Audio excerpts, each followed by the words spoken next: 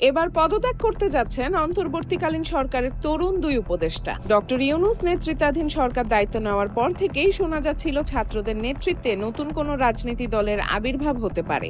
আর সেই রাজনৈতিক দলের নেতৃত্ব কাঁধে তুলে নিতেই অন্তর্বর্তীকালীন সরকারের তথ্য এবং যুব ও ক্রীড়া উপদেষ্টার পদ থেকে সরে দাঁড়াবেন নাহিদ ইসলাম ও আসিফ মাহমুদ।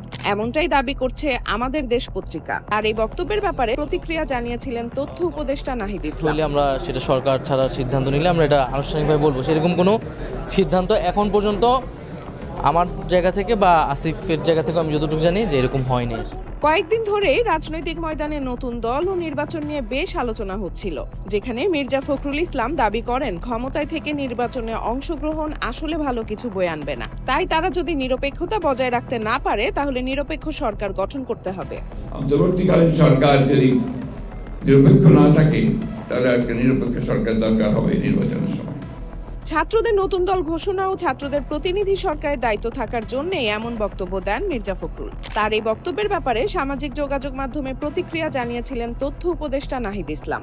সেই সাথে বিবিসিতে দেওয়া এক সাক্ষাৎকারে নতুন দল নিয়েও কথা বলেছিলেন নাহিদ। সেখানে তিনি উল্লেখ করেন, রাজনীতি করলে উপদেষ্টা থেকে পদত্যাগ করেই করব, সরকারের দায়িত্ব থেকে নয়। আমি যদি ইলেকশনে বা আমরা যারা ছাত্ররা যদি ইলেকশন বা অন্য যে কোনো উপদেষ্টাও যদি ইলেকশনে অংশগ্রহণ করতে চায়, নিশ্চিতভাবে তিনি আর সরকারে থাকবেন না, সরকারের থেকে কেউ ইলেকশনে অংশগ্রহণ করবে না। অপরদিকে যুব ও ক্রীড়া উপদেষ্টা আসিফ মাহমুদও বলেছিলেন, কোনো উপদেষ্টা যদি রাজনীতি করতে চায় সেক্ষেত্রে সরকারের দায়িত্ব থেকে বের হয়েই করতে হবে। এদিকে চারদিকে শোনা যাচ্ছে বৈষম্য বিরোধী ছাত্র আন্দোলনের সমন্বয়করাই নতুন রাজনৈতিক দলের নেতৃত্ব দিবে। ফেব্রুয়ারির মাঝামাঝি সমন্বয়কদের মধ্যে দল ঘোষণা হতে পারে।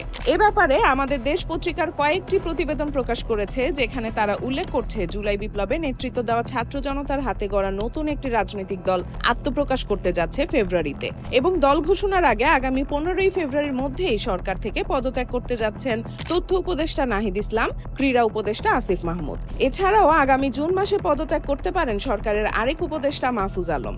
জানা গেছে ফেব্রুয়ারিতে ছাত্র জনতার নতুন দল প্রথমে আহ্বায়ক কমিটি ঘোষণা করবে, আর এই কমিটির সদস্য সচিব হতে যাচ্ছেন নাহিদ ইসলাম। ছাত্রদের নতুন দলের গঠনতন্ত্রের কাজ চলমান রয়েছে।